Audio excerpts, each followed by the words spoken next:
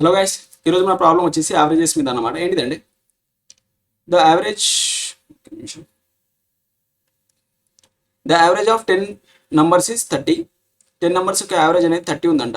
30 ఉంటే if 5 is added to the each number, 5 is added to each నంబర్కి 5 అనేది add చేస్తే what will be the new average of new numbers. Okay, new numbers యొక్క average ఏంటిదని అడిగాడు.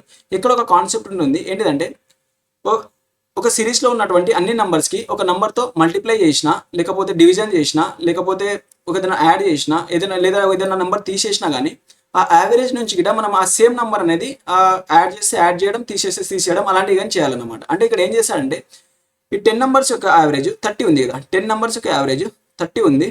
And each నెంబర్కి 5 అనే number add చేశాడు. అంటే ఈచ్ నెంబర్కి 5 అనే నెంబర్ యాడ్ చేశాడు కదా. మీరు ఏం చేయండి సింపుల్గా అంటే ఈచ్ నెంబర్కి దీని యొక్క యావరేజ్కి 5 అనేది యాడ్ చేయండి. 5 అనేది యాడ్ చేస్తే ఎంత వస్తుంది? 35 అనేది వస్తుంది కదా.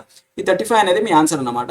ఒకవేళ ఈ యాడ్ చేయకుండా ఒకవేళ ఒక 5 నెంబర్తో మల్టిప్లై చేశారనుకోండి అన్ని నెంబర్స్కి, మీరు అన్ని నెంబర్స్కి 5తోని మల్టిప్లై చేయండి.